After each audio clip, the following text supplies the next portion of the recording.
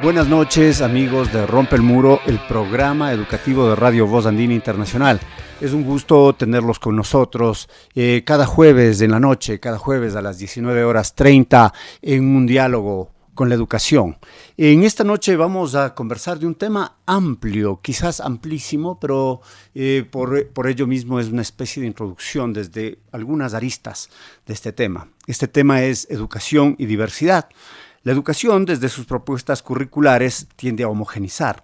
Sin embargo, la diversidad presente desde diversos aspectos, desde diversos ámbitos, hace que la escolaridad deba adaptar sus rituales y prácticas para dar respuestas educativas más precisas.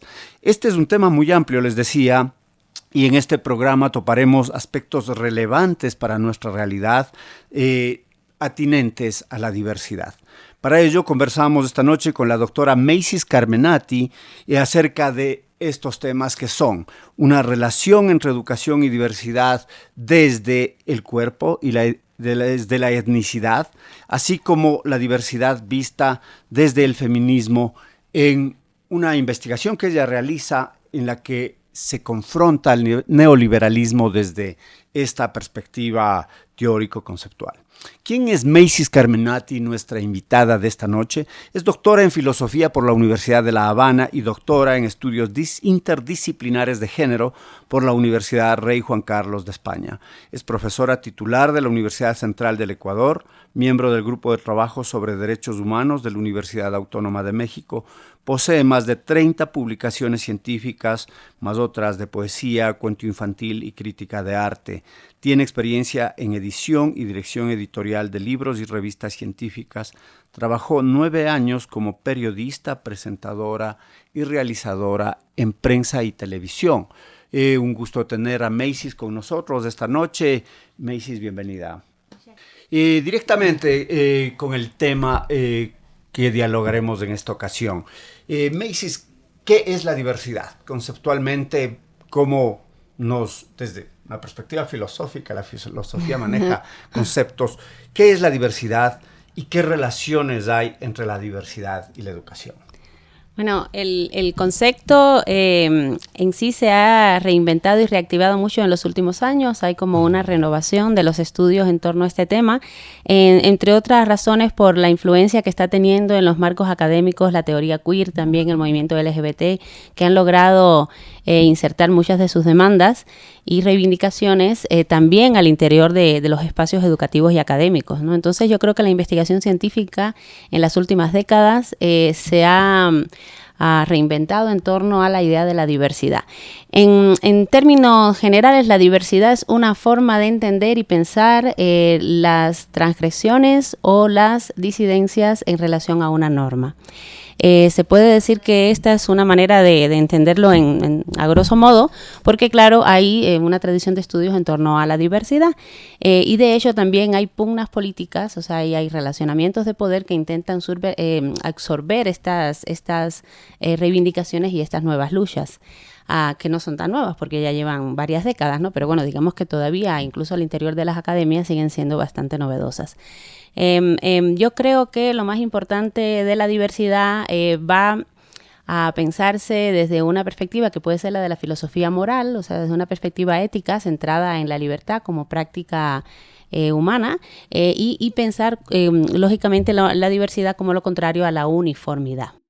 Desgraciadamente, estas pugnas por el poder lo que han hecho es enfrentar la diversidad a las cuestiones que están vinculadas al paradigma de la igualdad. O sea, se ha intentado reducir el paradigma de la igualdad. Entonces, bueno, como te digo aquí, hay muchas pugnas políticas que desde la academia, pero también desde otros espacios, buscan absorber estas luchas y repensarlas o reinventarlas al interior, por ejemplo, de las ideologías neoliberales o de las nuevas ideologías fundamentalistas de derecha, ¿no? Que se intentan rearticular tanto al interior del feminismo como al interior de las luchas de las disidencias sexuales, ¿no? Entonces esto es un reto importante, por eso es que es tan necesario seguir defendiendo la diversidad, seguir defendiendo el derecho a la diversidad y seguir pensando que estas lógicas hegemónicas de uniformidad lo que buscan justamente es rearticular o mantener las formas de dominación. Y muy interesante toda la articulación que haces. Y hay una cosa que de esto me parece importante subrayar. El tema de la transgresión a la norma, y entonces norma vendría a estos criterios de normalización y lo normal, que significaron pues en su tiempo esos discursos de lo normal y lo anormal. Desde catalogaciones biológicas, étnicas, etcétera. ¿Cómo se permanece todavía aquello de lo normal y lo anormal ahora, a pesar de las críticas? Y lo otro que manifiestas tú de la libertad, quizás abundando sobre eso. Bueno, hay muchas cosas ahí importantes que habría que pensar, ¿no? Primero, el tema de la norma, desde este punto de la patologización y esa vertiente biologicista, empieza en el siglo XIX. Es una tendencia que se llama darwinismo social. Me voy a centrar un poco en lo que tiene que ver con la educación y la academia, ¿no? ¿Cómo está ahora? Básicamente, ¿sigue o no? Sí. Yo creo que de alguna forma sigue, pero ha cambiado mucho. En el siglo XIX se presentan estos contenidos racistas, misóginos, también propios de una heteronormatividad casi no contestada en esa época, se presentan como ciencia a través de esta lógica que se llama, de esta escuela que se llama darwinismo social, o de este conjunto de escuelas que incluyen ahí la antropología física. Bueno, hay varias escuelas. Ahí hay autores muy importantes como Spencer o incluso la sociología organicista de Durkheim. Estos autores todo el tiempo están separando formas de la normalidad de otras, de otras que son diferentes a estas, las que se salen de la norma y que se van a pensar como producto de una involución de estas personas o de estos grupos sociales. Por ejemplo, van desde la antropología física, que dicen que determinados rasgos o el color de la piel o determinados rasgos de los ojos o determinada forma del cráneo implican una involución, y por tanto hay seres humanos más evolucionados, entiéndase mejores, más capaces, más inteligentes, más morales, porque se entiende que las facultades morales y cognitivas de una persona están determinadas por la fisiología o la anatomía de esa persona. Entonces estas son las teorías más básicas y las que más rápidamente se deslegitiman. Sin embargo, la influencia del darwinismo social es más fuerte, al punto que llega al siglo XX y hasta la década del 70, todavía aquí en Ecuador, por ejemplo, se desarrollan políticas eugenésicas que buscan justamente evitar que determinadas poblaciones se sigan reproduciendo por aquello de alcanzar la evolución reproduciendo, bueno, las especies o los seres humanos que se entiende que son más evolucionados porque son más blancos, porque son los que se consideran dentro de esa norma. Tradicionalmente la norma del individuo, y esto se rearticula mucho a la lógica o a la racionalidad capitalista, en principio se percibe como un ser humano abstracto, pero no lo es. O sea, tiene un rostro, tiene una cara, tiene un color de la piel, tiene un color de ojos, tiene un sexo, tiene una orientación sexual. O sea, la norma circunscribe una forma de ser y estar en el mundo. No se trata de un elemento neutral en la constitución social de nuestra cotidianidad, sino que todo el tiempo se nos está diciendo qué es lo normal, lo aceptado, lo apropiado, y bueno, cuáles son las actitudes, los comportamientos que se salen de ahí. Esto no es fijo ni estable, está constantemente en disputa, pero sigue formando parte de una lógica hegemónica, al punto que hoy vivimos en sociedades todavía racistas, todavía misóginas, y que beben mucho de estas formas de entender lo normal y lo anormal, o todas aquellas formas de diversidad que han sido patologizadas. Y bueno, de ahí, por ejemplo, esto que me decías de normal y anormal, lo usa el propio Durkheim para hablar de cuáles son los elementos o los comportamientos humanos que sirven a la reproducción del sistema y los que se le enfrentan. Y aquellos que se le enfrentan, que son la anomia social, es esa normalidad que hay que eliminar con un bisturí, como él mismo decía, se consideran patológicos y además que atentan contra el sistema. De manera que la diversidad de alguna forma siempre ha sido un espacio de subversión. Un espacio de subversión, en efecto, y pues ahí tenemos también desde los desarrollos con la educación, aspectos como la educación intercultural, la educación inclusiva, la educación para necesidades educativas especiales, educación y género, etcétera. ¿Y qué relaciones hay entre la diversidad y la educación, además de qué sé yo, de estas organizaciones disciplinares o en general? ¿Cómo lo verías? Yo creo que la primera relación entre educación y diversidad es la de tensión y conflicto, ¿no? La educación busca mucho la uniformidad y también la educación, desgraciadamente, sobre todo la educación en las primeras etapas, está muy anclada en códigos morales que se van a tomar como una norma escrita en piedra.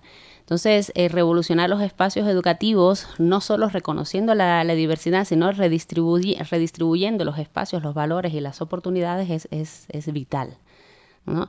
E insisto en esto porque muchas de las luchas que buscan el reconocimiento de la diversidad se quedan justamente en formas de reconocimiento cultural. Esto es un problema político de cómo se le ha pensado a la diversidad, pero las luchas por el reconocimiento tienen que pensarse a sí mismas, tienen que entenderse y tienen que desarrollarse como luchas por la redistribución. O sea, tienen que buscar no solo formas de inclusión de derechos políticos y sociales de los que estos grupos han sido históricamente excluidos, sino que tienen que buscar redistribución concreta de la renta, redistribución de oportunidades, redistribución de la tierra, redistribución de espacios. Esto sobre todo para las comunidades indígenas es fundamental. El Ejército Zapatista de Liberación, bueno, lo ha hecho desde la década del 90, ¿no? Exigir una redistribución concreta, sobre todo en relación con la tierra, ¿no? Que es la autonomía del territorio. Y esto es importante porque si no logramos hacer coincidir reconocimiento, bueno, hay un debate grande de Butler con Fraser de hace algunas décadas, ¿no? Sobre este tema, ¿no? La importancia de pensar derechos de reconocimiento con derechos de redistribución. O sea, no solo pensar que estas personas deben ser reconocidas en su identidad, no solo pensar que deben ser reconocidas sus formas de ser y estar en el mundo, sino que también tienen que poder acceder a las mismas oportunidades, a los mismos derechos y a las mismas capacidades que el resto de personas, ¿no? Porque solo así evitamos la discriminación y la violencia que se ejerce, ¿no? De todas maneras, es un tema del que habría que hablar mucho, porque los espacios educativos a mí me parece que siguen siendo demasiado estáticos en relación a esto. Estáticos, rígidos, y al mismo tiempo no se considera la dimensión que tú planteas, la dimensión de la redistribución, de la equidad, por último, de visualizar la contradicción capital-trabajo inmersa, y se caen en culturalismos, claro, y un poco hasta light de la inclusión. ¿Inclusión a qué? Sí. ¿A qué nos incluye? Ese es el peligro. Yo me acuerdo, aunque ha disminuido un poco la polémica, pero en algún momento fue súper fuerte la polémica, por ejemplo, con el tema de la acción afirmativa en el Ecuador, ¿no? Ya yo vivía acá y recuerdo que había una tensión súper fuerte en torno a estos. Era muy difícil aceptar que se dieran, por ejemplo, becas a estudiantes afrodescendientes, a estudiantes de las disidencias sexuales, a estudiantes indígenas, ¿no? Sí, se consideraban privilegios y claro, que debían concursar en igualdad de oportunidades, comillas, igualdad de oportunidades. Ahí hay justamente un no reconocimiento de las formas de vulneración y de violencia política, social, económica a la que han estado expuestas estas personas por el hecho de pertenecer a estos grupos, ¿no? Conversábamos con Macy's un poco para organizar este programa de toda la variedad de temas posibles y se destacaban algunos. Uno de ellos era el cuerpo, porque tú trabajas temas de cuerpo y educación, ¿verdad? Si no me equivoco, ¿era?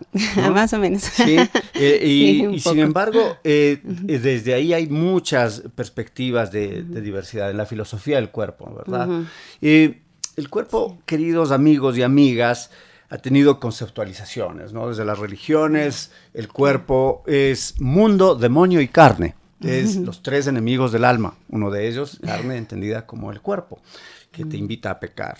Desde el racionalismo es la mente la que tiene el predominio y el cuerpo se subyuga a esta, ¿no? Y bueno, qué sé yo, algunos filósofos, entre ellos Nietzsche, en alguna medida decían que no hay tal, que cuerpo, mente, espíritu, no hay insubyugaciones. ¿Cómo se enfoca la diversidad en esta filosofía del cuerpo? Y quizás pues cuéntanos un poco sobre qué es la filosofía del cuerpo. Bueno, este es un proyecto que empezamos hace pocos meses. Yo trabajé durante más o menos 5 años desde la perspectiva feminista la cuestión de la violencia en el contexto neoliberal, o sea, cómo la violencia de género cambia o se rearticula para servir o se instrumentaliza por el neoliberalismo, ¿no? Y en este contexto lo que salía una y otra vez era el elemento del cuerpo, no como lo biológico elemental, sino como un espacio de un territorio de constante apropiación y acumulación por el capital neoliberal, ¿no? O sea, el neoliberalismo en su lógica de la acumulación ilimitada busca una y otra vez precarizar, acumular, y vamos a decirlo así, insertar a nuestros cuerpos en su racionalidad, ¿no? Que es una racionalidad extractivista de expropiación. Esto para el feminismo es muy importante porque estudia cómo esto se produce constantemente en los cuerpos de las mujeres y cómo estas formas de extractivismo sobre los cuerpos de las mujeres sirven para reproducir la lógica neoliberal del capitalismo y la globalización, ¿no? Entonces, es un tema amplio, muy interesante y muy actual, que todos los días se está produciendo nuevas investigaciones. Y en este trabajo había un elemento del que yo nunca había revisado antes, en el que no me había detenido a pensar, que era el elemento del cuerpo. Salía una y otra vez como este eje central de las discusiones o uno de los centrales. Entonces, cuando terminé esa investigación, o al menos terminé en gran parte, digamos, lo que durante años estuve haciendo, me quedé con muchas ganas de seguir investigando el cuerpo, y algo que encontré es que casi no hay volúmenes o libros que trabajen el tema como central. O sea, podemos encontrar muchas obras filosóficas, y también en las ciencias sociales hay muchos estudios sobre el cuerpo, pero son como tangenciales a otros temas, casi siempre. Y a veces es muy difícil encontrar un volumen o un texto que haga como una compilación de cómo se le está pensando o abordando. Entonces empezamos a hacer eso. Sacamos una convocatoria y la titulamos así, Filosofía del Cuerpo. Lo que queríamos era reunir cómo, desde la filosofía, desde una perspectiva filosófica, cómo se está pensando y asumiendo el concepto de cuerpo hoy. Entonces han llegado muchas propuestas diferentes, desde, por ejemplo, la relación entre la vejez y la violencia de género, hasta propuestas que hablan de la inteligencia artificial, ¿no? De estas construcciones, cómo se construyen los cuerpos de la inteligencia artificial y cómo se relaciona eso con nuestra corporalidad. Y bueno, mucho de biopolítica, mucho de Foucault de nuevo, que sigue siendo importante todavía para seguir pensando esto del biopoder y las disciplinas. Entonces, un poco por ahí hay discusiones interesantes. Para el tema de la educación, lo que nos interesa es poder convertir esto en un espacio de discusión en la universidad, una vez que esté el libro, e ir viendo cómo el cuerpo sigue siendo este lugar atravesado por estas relaciones de poder, ¿no? Que son tan subyugantes, ¿no? Mm-hmm. Y mencionabas el cuerpo como un espacio de ejercicio del poder, del neoliberalismo en particular. El cuerpo de la mujer, pero también el hombre, ¿verdad? Uh-huh. ¿No? Hay quizás diferencias, me imagino que hay diferencias y también hay coincidencias, ¿no? En ello. Sí, así es. Lo que pasa es que, el feminismo le interesa específicamente lo que yo hablaba, ¿no? Que es cómo el neoliberalismo instrumentaliza los cuerpos de las mujeres para reproducirse o reproducir su racionalidad, ¿no? Claro que tanto los hombres como las mujeres están insertos en la racionalidad capitalista y en esta lógica de la acumulación, pero no de la misma forma ni con la misma intensidad. Las formas en que el neoliberalismo instrumentaliza el cuerpo de las mujeres buscan justamente normalizar ciertas prácticas masculinas, ¿no? Que son prácticas masculinas de la masculinidad, propias de la masculinidad hegemónica, ¿no? Entonces esa es una forma también de enfrentarnos por las razones de nuestra diversidad, ya que estamos hablando de esto. Y justamente, uno de los objetivos del patriarcado y del neoliberalismo en su completa articulación con el patriarcado es justamente enfrentar a los hombres y a las mujeres en esta en la reproducción de estas formas de violencia, porque en última instancia lo que nos impide es tener relaciones horizontales, relaciones de amor y de encuentro mutuo en las que podamos de verdad realizarnos como seres humanos, porque nuestras interacciones cotidianamente siguen estando atravesadas por estas lógicas sistémicas y por estas formas de violencia que son estructurales. Y esto tiene un fin, tiene un propósito, es, como yo digo, completamente instrumental. Entonces lo que hay que hacer es leer qué es lo que está pasando ahora mismo en el contexto del neoliberalismo y cómo estas violencias se rearticulan. A mí me parece que el feminismo es un tema que concierne completamente a los hombres. Yo lo que sí creo es que los hombres deberían leer más, interesarse más y conocer más sobre feminismo, ¿no? Me parece que eso es importante porque no es un tema que es un tema de mujeres ni que tiene nada que ver con las mujeres, pero al mismo tiempo el feminismo busca como su objetivo fundamental liberar a las mujeres de estas formas de violencia. Entonces, claro, tenemos que empezar a pensar por ahí.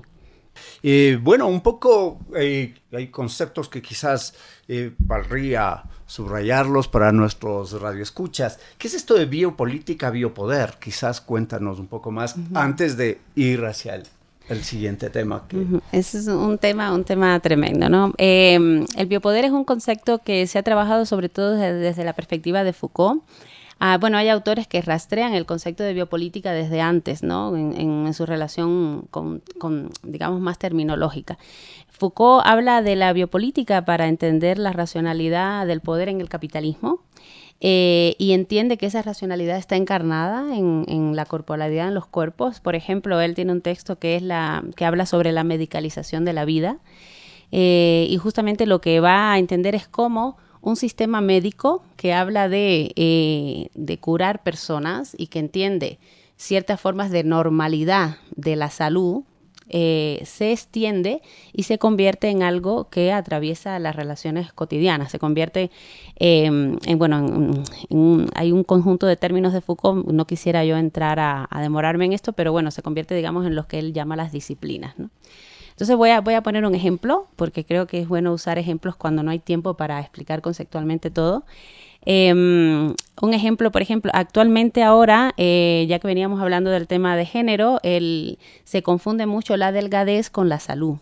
O sea, el cuerpo, claro, la normatividad de cuerpo, sobre todo para las mujeres, aunque también a los hombres se les permite, digamos, no estar tan delgados, pero en las mujeres es mucho mayor la exigencia. Y esto no solo tiene que ver con un canon de belleza, sino que tiene que ver con una forma de normalidad, con una forma de entender la diferencia entre salud y enfermedad. Entonces, un cuerpo no delgado y la delgadez está siendo cada vez más extrema, o sea, la exigencia de delgadez es cada vez mayor para las mujeres. Si vemos los ideales de belleza de hace 40, 50 años, vemos que las mujeres han tenido que adelgazar mucho para entrar dentro de ese cuerpo normativo, ¿no? Y claro, esto tiene que ver un poco con esa lógica de la disciplina. O sea, para buscar un ejemplo de lo más mundano, que es una forma de medicalización de la vida. Cuando hay un conocimiento científico médico que dice que la salud tiene que ver con una norma de peso, con un tipo de cuerpo, con una cantidad de musculatura, con una cantidad o una disminución de la grasa en el cuerpo, ¿no? Entonces ya hay ahí desde lo más... o sea, eso no incluye solo un cuerpo normativo, sino que incluye todas nuestras prácticas de alimentación, horarios de alimentación, tiempo de ejercicio, algo que además entra dentro de también esta sobreexigencia neoliberal que pide que seamos hiperproductivos en todos los momentos de nuestras vidas, ¿no? Eso para las mujeres es muy evidente porque tenemos que ser excelentes madres, dedicadas, tenemos que ser también excelentes profesionales, tenemos también que seguir desarrollando los trabajos reproductivos y domésticos, como se le dice, o de cuidados, y así sucesivamente, ¿no? Estas sobreexigencias tienen que ver con esta lógica productivista neoliberal y esta lógica de consumo, ¿no? Entonces, la biopolítica es una herramienta que sirve para entender estos procesos y se plantea desde conceptos como las disciplinas, cómo estos procesos también se han internalizado. Una aclaración conceptual de dos perspectivas que están presentes aun cuando no sean tan fácil de mirarlas, ¿no? el fitness, el ejercicio, el estar con una piel fantástica, el estar dentro de un canon de belleza específico es precisamente estos ejercicios. Claro. Asimismo, tenemos toda una serie de disciplinamientos sutiles y no tanto nos hacen aceptar aquello. Así es. Hay una lectura del blanqueamiento, de la desigualdad de Y clases ahí es que es muy interesante. Bueno. Precisamente es eso, el blanqueamiento es otro concepto importante para nuestras sociedades, sobre todo, o para las sociedades postcoloniales, las sociedades que fuimos invadidas por europeos en los siglos XV, XVI. Y es este tema de la diversidad étnica importante para la educación. Hablábamos de educación intercultural, de educación bilingüe, de derechos políticos, de derechos sociales y de derechos culturales. Y bueno, ¿qué tú trabajas de esto de la etnicidad? ¿Qué es la etnicidad? Y lo trabajas desde una perspectiva política. ¿Qué es la etnicidad y como un asunto político? Bueno, la etnicidad es un término que empieza a desarrollarse luego de la deslegitimación de la idea de las razas humanas, ¿no? Como habíamos dicho antes, en el siglo XIX predomina este racismo científico, este darwinismo social, ¿no? Esta idea de que hay seres humanos superiores e inferiores, y dentro de los inferiores van a estar, por supuesto, junto con otros, las comunidades afrodescendientes e indígenas, ¿no? Pues son todos los que no están dentro de la norma de la, entre comillas, supremacía aria, ¿no? Este racismo científico va a deslegitimarse, por supuesto, y en el siglo XX, ya para mediados del siglo XX, ya hay una enorme crítica a esta supuesta ciencia por ser una ideología misógina y racista que buscaba legitimar las expediciones coloniales, ¿no? Entonces, en este contexto empieza también a haber un reconocimiento a nivel internacional y de los derechos humanos de que no existen razas humanas. Se llega ya con la conferencia de Durban digamos, legislar en documentos que las razas humanas no existen, que la raza humana es solo una, o sea, todos los seres humanos somos una misma raza y por supuesto el término de raza ya no puede usarse en las academias, porque ya no se puede hablar de razas. Entonces empieza a hablarse al interior de las academias de etnicidad. Etnicidad va a ser un concepto que no de forma arbitraria ni unilateral, pero que sí con muchas contradicciones va a sustituir el término de raza en los estudios, sobre todo de corte antropológico, pero que después se va a extender a muchísimos otros estudios.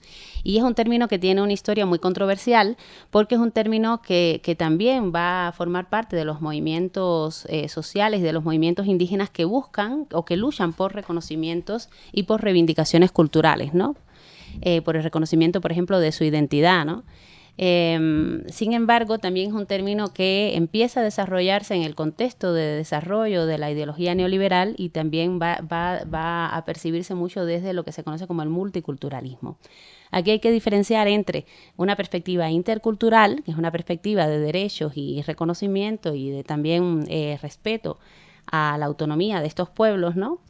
Y a su diversidad, por ejemplo, como venimos conversando, pero también el multiculturalismo disiente mucho porque el multiculturalismo sirve mucho a la lógica neoliberal y lo que va a hacer es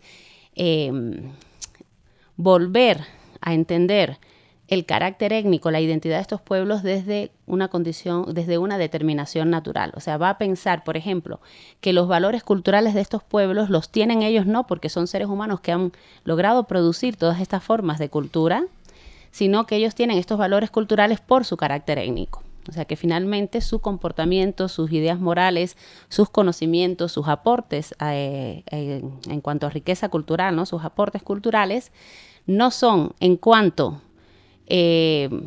no son un producto de su historia, de sus capacidades cognitivas, de su pensamiento, de sus facultades morales, del desarrollo de estos pueblos, de sus formas contradictorias de modernidad, de cómo ellos se insertan y leen estas modernidades, ¿no?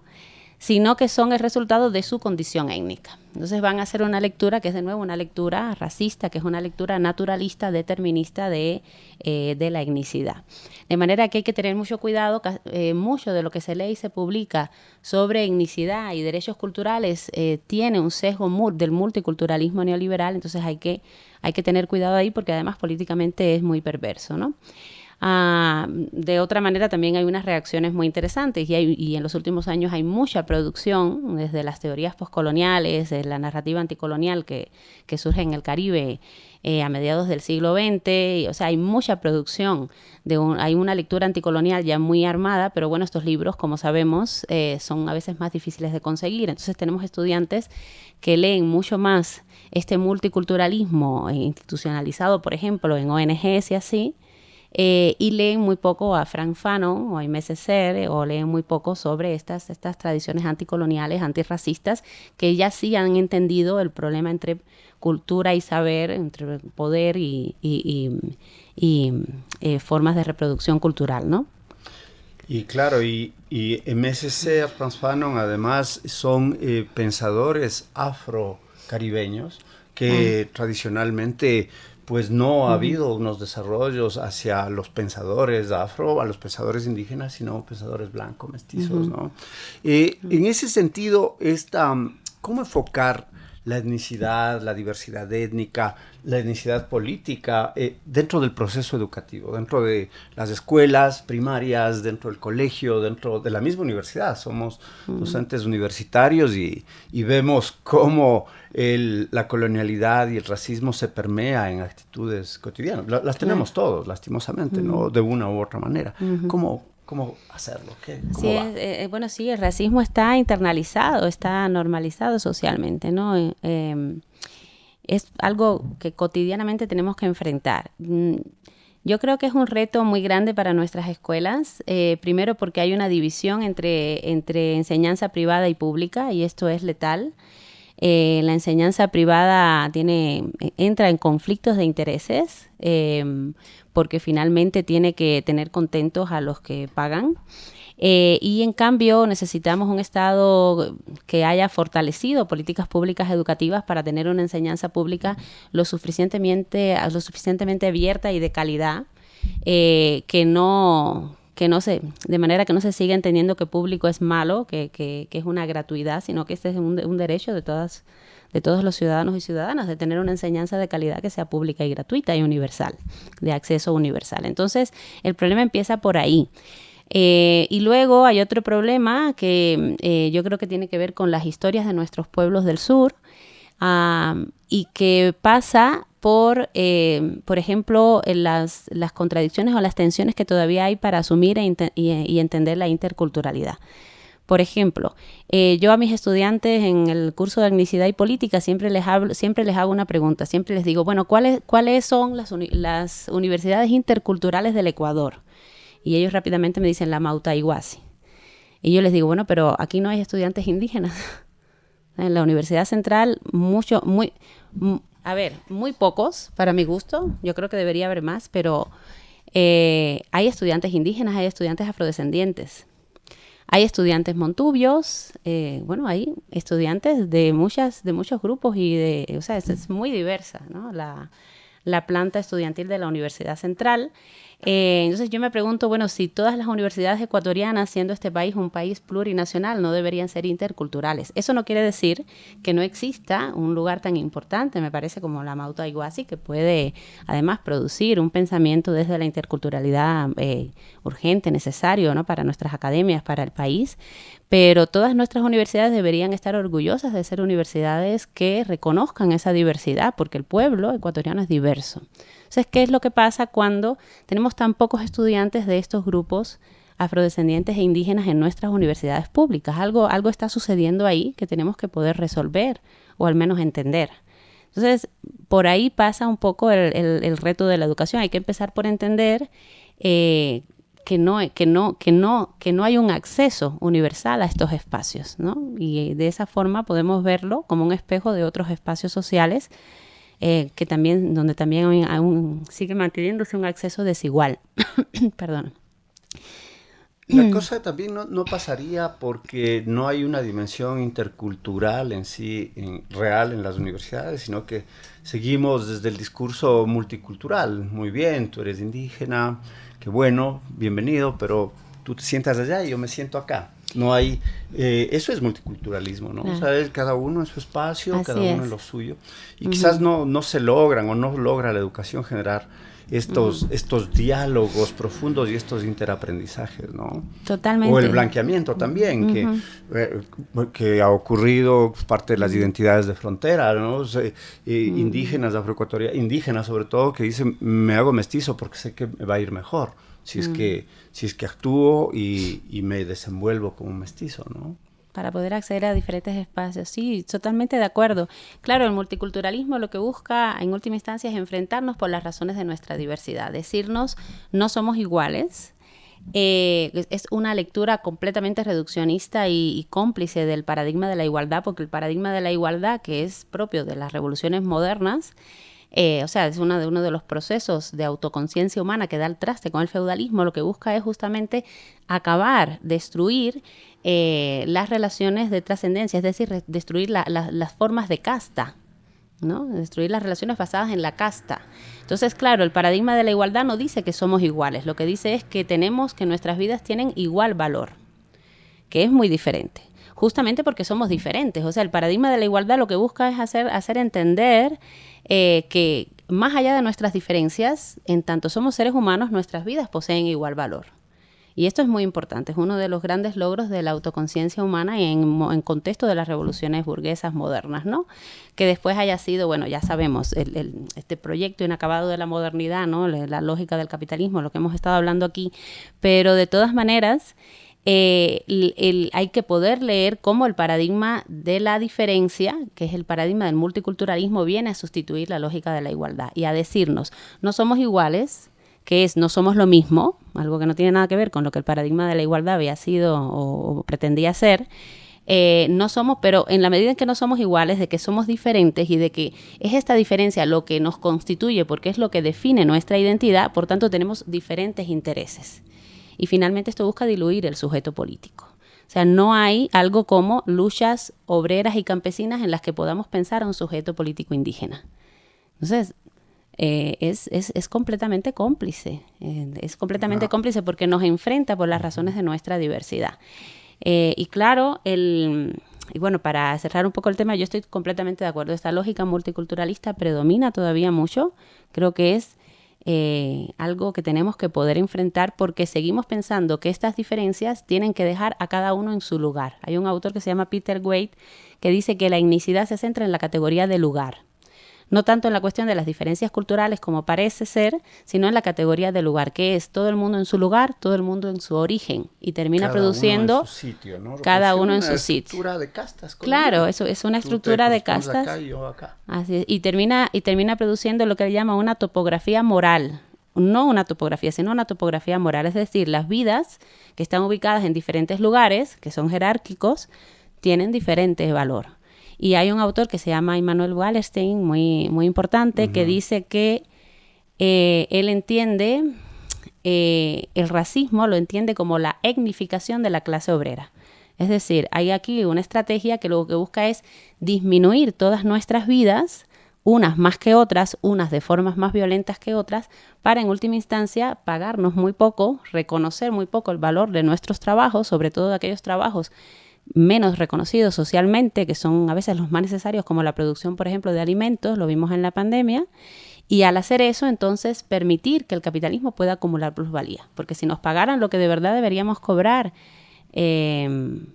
lo que deberían cobrar, sobre todo estos grupos históricamente excluidos, el capitalismo no podría acumular plusvalía tan fácilmente. Entonces, fíjate que el concepto de etnicidad tiene ahí una lectura de clase que entiende la relación orgánica de presuposición entre clase y raza.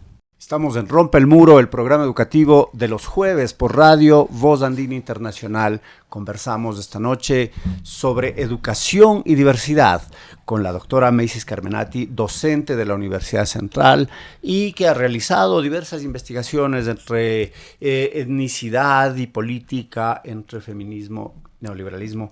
Y de entrada, pues te he referido, Macy's, a un concepto en todo el programa que de una u otra manera ha estado presente, que es feminismo. ¿Y qué es el feminismo? Hay diversas apreciaciones, ¿no? Mucha gente dice, feminismo es la antítesis de machismo. Es totalmente errado. Otros plantean feminismo es cosas de mujeres. También es errado aquello. Pero ¿quién mejor que tú para contarnos qué es el feminismo? Es una buenísima pregunta. Yo recuerdo cuando yo estudiaba en Cuba, hace algunos años, no muchos, pero ya bastante, siempre se decía ya que era muy difícil hablar de marxismo, que era muy difícil hablar de marxismo en Cuba porque muchísima gente que nunca había leído a Marx, que no tenía ni idea de lo que él había escrito, ni tampoco otros autores como Gramsci, Rosa Luxemburgo, sentían que por el hecho de vivir en Cuba o de estar vinculados a la política en Cuba o a veces ni siquiera eso podían conocer lo que era el marxismo y hablar de marxismo. Yo creo que con el feminismo pasa algo similar aquí y en el resto del mundo, que es que cotidianamente las personas creen que pueden dar una opinión sobre el feminismo, creen que saben lo que es el feminismo sin jamás haber leído un texto de feminismo, ¿no? Sin nunca haberlo hecho. Si yo estuviera hablando, por ejemplo, de democracia, tal vez pudieran salir algunas opiniones, pero creo que si se invita aquí a un experto de democracia, mucha gente querría saber lo que este experto dice que es la democracia. Si estuviéramos hablando de cosas, por ejemplo, ahora mismo la inteligencia artificial, habría muy pocas personas que se animarían, por ejemplo, en una conferencia a levantar la mano y dar una opinión sobre la inteligencia artificial ante expertos, ¿no? Cotidianamente las personas opinan sobre el feminismo. Esto es bueno desde el punto de vista de que es una política que está viva y se está haciendo, pero el feminismo todavía hoy pasa por dos momentos muy importantes, o la comprensión común, el sentido común sobre el feminismo pasa por dos momentos. Uno es del que estoy hablando, que es el desconocimiento. Las personas todo el tiempo hablan de feminismo sin nunca haberse dado la oportunidad de informarse, de leer un poco, de estudiar la historia. Y la otra es la descalificación. Creo que muchas de estas opiniones, si no todas, pero muchas, van a descalificar el feminismo sin, vuelvo a decir, conocer mucho de qué trata. El feminismo es una unión de dos cosas, un movimiento social histórico que empieza a desarrollarse en el contexto de la Ilustración, cuando las mujeres que estuvieron ahí en la Revolución Francesa junto a los hombres fueron excluidas de la Carta de Derechos, que es la Carta de Derechos Humanos del hombre y del ciudadano, no en un sentido genérico, sino que las mujeres van a ser excluidas de los derechos sociales y políticos. Esto es algo muy raro en la historia, porque hasta ese momento había una diferencia entre las mujeres de nobles, aristócratas, que tenían muchos más derechos, oportunidades, bueno, no sé si decirlo así, pero vamos a decir, tenían más privilegios que todos los hombres que no fueran nobles o aristócratas, ¿no? Y en este contexto de inicios de la modernidad, lo que se hace es que se construye una delimitación entre público y privado, entre masculino y femenino, que va a poner a todas las mujeres en una situación de inferioridad, básicamente para expulsarlas de los derechos políticos y sociales. O sea, las mujeres no van a ser consideradas individuos, no va a considerarse que tienen suficiente capacidad racional. Entonces hay una reacción de muchas mujeres, algunas de ellas van a ser asesinadas, por ejemplo, en la guillotina, como Olympe de Gouges. Una reacción de muchas mujeres que evidentemente no pueden entender ni pueden aceptar que a las mujeres no se le considere un ser humano igual que a los hombres y que se les expulse de los derechos sociales y políticos luego de que habían sido activistas de la Revolución Francesa, ¿no? Y porque además no había razones para hacerlo. Aquí empieza a desarrollarse ya un pensamiento feminista que después se va a rearticular con una fuerza enorme en el contexto de lo que se llama el feminismo sufragista. Ya aquí hay un movimiento a nivel internacional, las mujeres ya salen a la calle no a pedir el voto, sino que lo que quieren es obtener derechos políticos, poder divorciarse, que no podían poder tener propiedades, que no podían heredar propiedades, poder tomar decisiones sobre su vida, poder trabajar. Entonces el voto era un reconocimiento de su capacidad racional y por tanto su entrada a todos estos espacios, por ejemplo, educativos, poder estudiar, era también una demanda de estas feministas.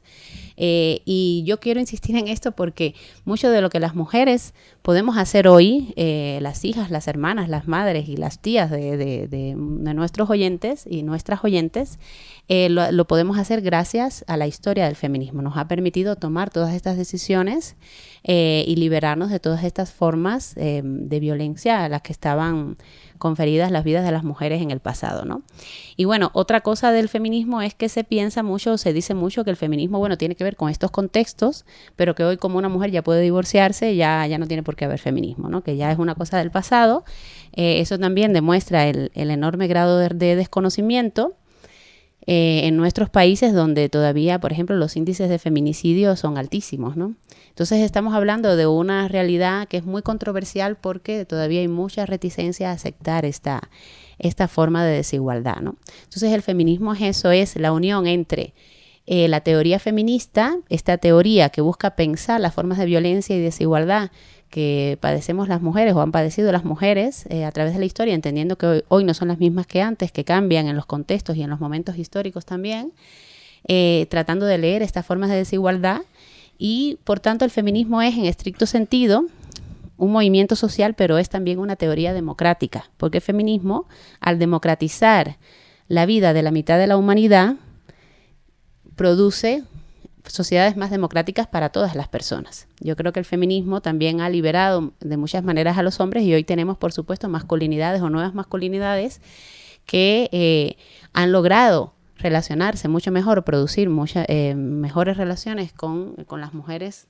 actualmente, ¿no? Y esto es también gracias a cómo el feminismo ha podido construir estos nuevos relacionamientos políticos, ¿no? Entre hombres y mujeres y también leer estas formas de violencia. Igual creo que el feminismo es muy necesario hoy y que nuestras universidades, nuestros espacios educativos deben asumir el reto de pensar los desafíos del feminismo, ¿no?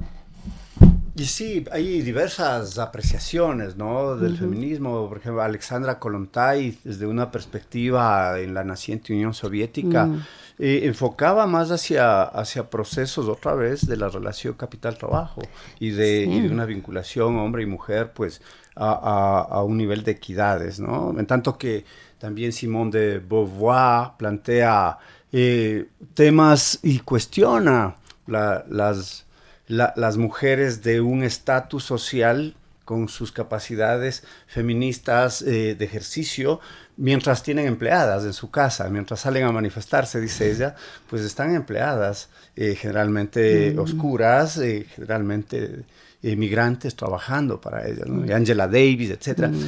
¿Y cómo aterriza el feminismo aquí? Claro. Porque también se plantearía que es una posibilidad de liberación para hombres también. Sí. No recuerdo la autora, pero planteaba eso. O sea, no es una cuestión solo de mujeres. El feminismo busca la liberación de hombres y de mujeres, sin las peleas de sexos entre sí y tampoco desligadas otra vez del tema del capital. ¿Cómo bueno, son varios temas, claro. Yo creo que es errado caer en un feminismo faccional, pero también creo que los hombres tienen que hacerse responsables de la reproducción de la violencia machista y de género, porque cotidianamente lo hacen y creo que deben implicarse en este tema, no simplemente abrirse. Entonces, el feminismo faccional es también una forma de rabia, es también una forma de respuesta a violencias concretas que están encarnadas en nuestros cuerpos y en nuestras vidas, ¿no? No lo intento justificar, no creo que sea el camino, pero hay que entender las razones estructurales de su existencia también y hacernos cargo todos y todas, ¿no? Ahora, aparte de eso, sí, hay muchos, el feminismo no es un pensamiento homogéneo, ningún pensamiento que busque la liberación del ser humano ha sido un pensamiento puro, homogéneo y absolutamente compartido por todos y todas de la misma forma. Si pensamos en la historia del marxismo, vemos que también en la historia del marxismo hay diferentes comprensiones e interpretaciones del marxismo, incluso de la propia obra de Marx, o autores y autoras que desde el marxismo tienen contradicciones en sus planteamientos. Así también en el feminismo han habido diferentes posicionamientos sobre diversos temas. Por ejemplo, hay feminismo marxista, feminismo socialista, feminismo anarquista, ha habido en nuestra historia, todavía lo sigue habiendo. Ahora hay feminismo decolonial, también hay feminismos indígenas, feminismos afrodescendientes, etc. En el contexto del feminismo radical, en los años 60, se desarrolla mucho lo que se llama la crítica al feminismo blanco, que justamente... Claro, bueno, ahí hay diferentes lecturas, porque claro, lo que están diciendo las mujeres afrodescendientes, las feministas negras, como Davis, como Bell Hooks, ¿no?, como muchas otras, es justamente que este feminismo de los años 60, este feminismo radical, habla de la violencia sexual, pero que la violencia sexual y la política sexual no es la misma para mujeres blancas de clase media alta que para mujeres negras o afrodescendientes. Bueno, ellas no usaban el término en aquel contexto en su literatura, que casi siempre eran mujeres trabajadoras, ¿no?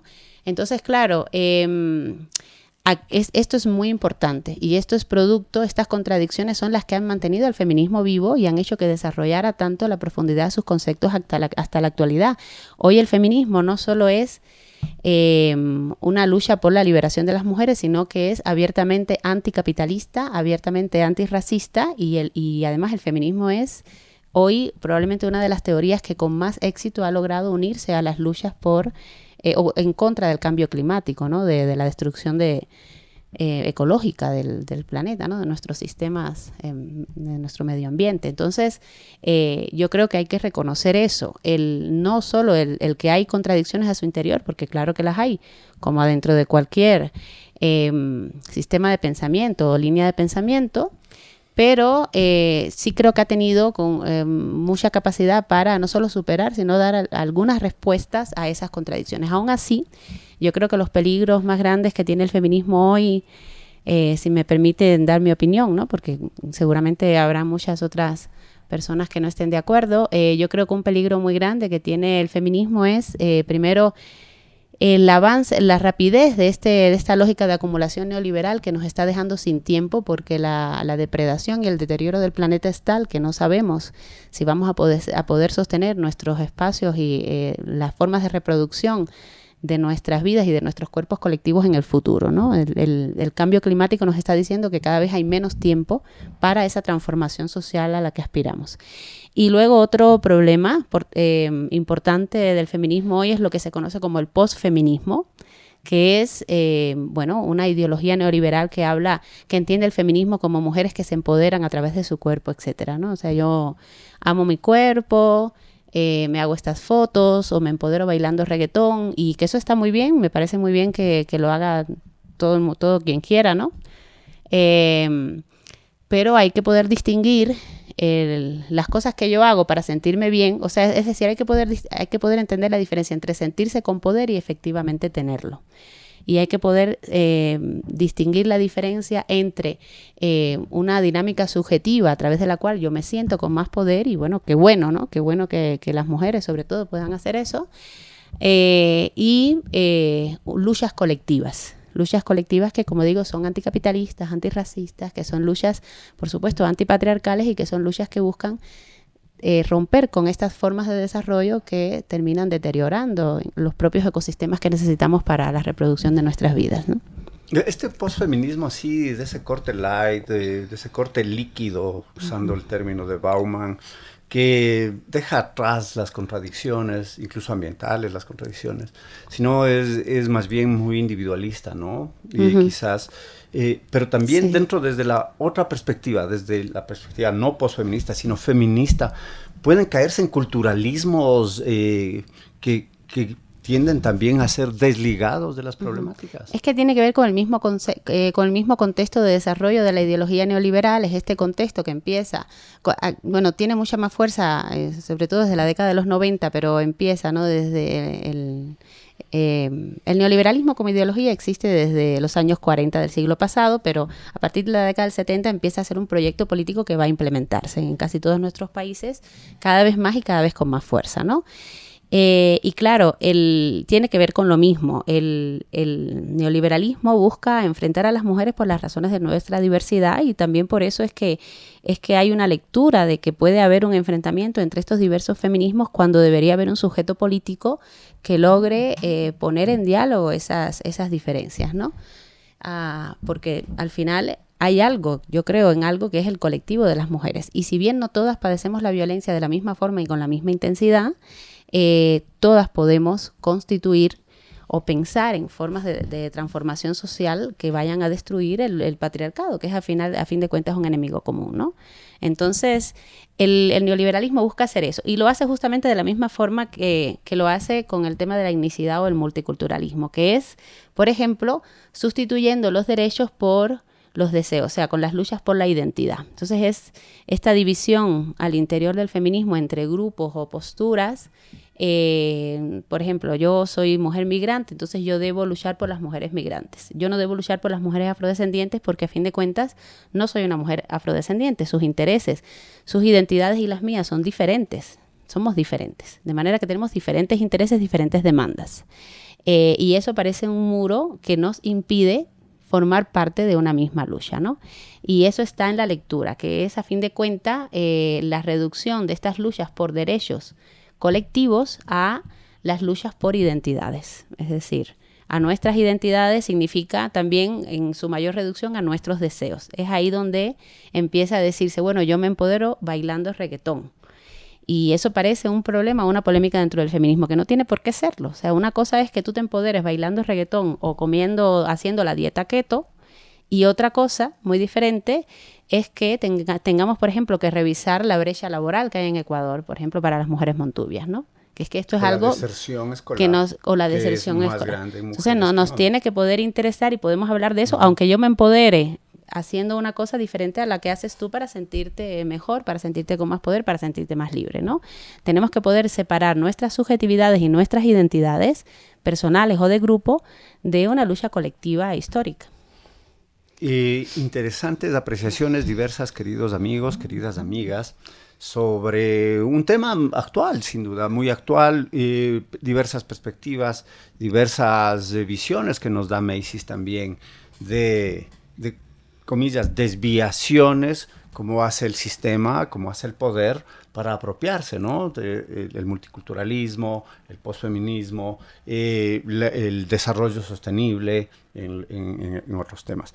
Pero vamos a esta investigación interesantísima que estás haciendo sobre la crítica feminista al neoliberalismo. Cuéntanos cómo es, qué enfoques, es un estudio de caso, es una investigación teórica y cómo va la diversidad ahí. En esa investigación, bueno, se titula Diagnóstico feminista del neoliberalismo como parte de las luchas por la reproducción. Yo lo que busco es entender al neoliberalismo, bueno, la depredación neoliberal, habíamos dicho antes, es parte de una lógica de la acumulación ilimitada. Por tanto, busca constantemente acumular recursos materiales y humanos, ¿no? La acumulación ilimitada en un mundo que tiene límites físicos nos lleva justamente a este problema que tenemos, donde nuestros ecosistemas y nuestro medio ambiente está cada vez más deteriorado.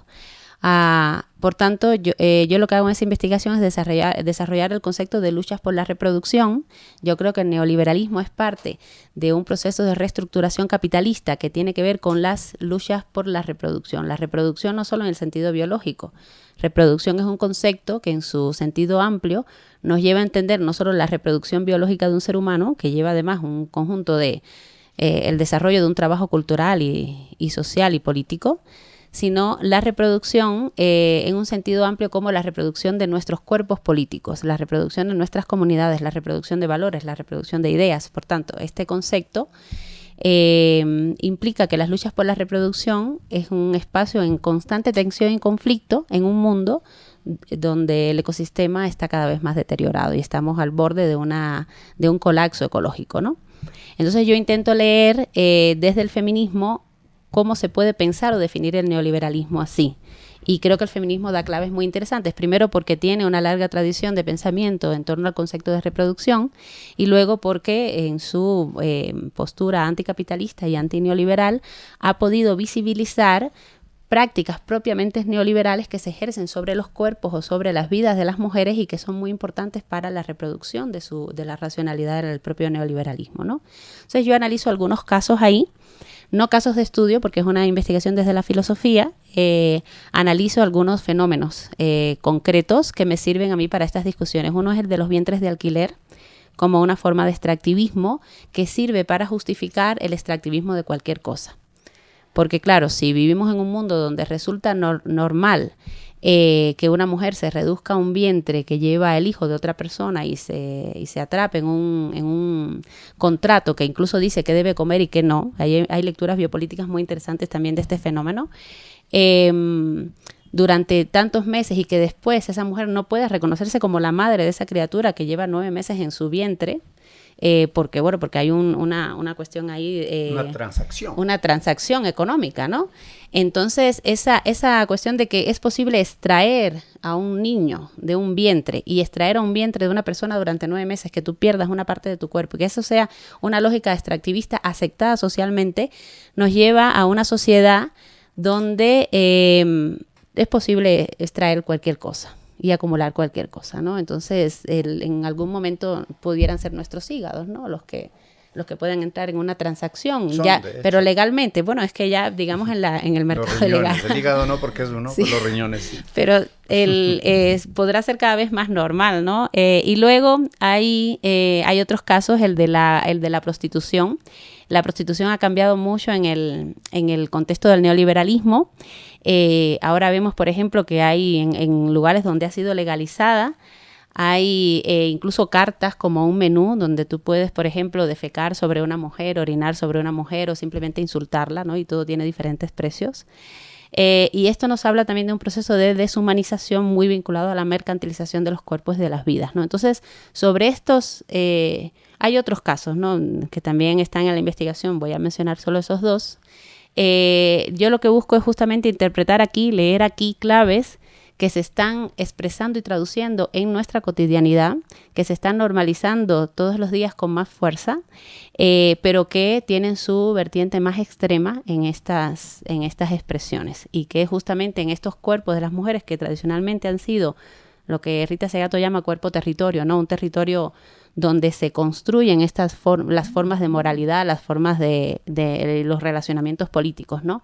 Y en estos espacios se está reproduciendo la lógica neoliberal con una fuerza tal que nos dice que efectivamente el neoliberalismo está ganando la batalla. Entonces, esa lectura feminista me permite a mí entender el neoliberalismo como eso, como una lucha por la reproducción. En última instancia, como un sistema que lo que busca es la reproducción de unos pocos, y para eso la depredación y la precarización cada vez mayor sobre la vida de las mayorías, ¿no? Sobre la vida, sobre los cuerpos, y pues ya es característica del capitalismo mercantilizarlo todo, pues del neoliberalismo mucho más. Los cuerpos son mercancías en diversas formas, no solo desde procesos como los planteas, ¿no?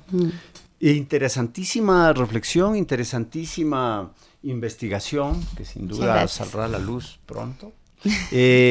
Estamos llegando al final de este diálogo, de este Rompe el Muro del jueves, y pues agradecemos mucho a Macy's por estar con nosotros.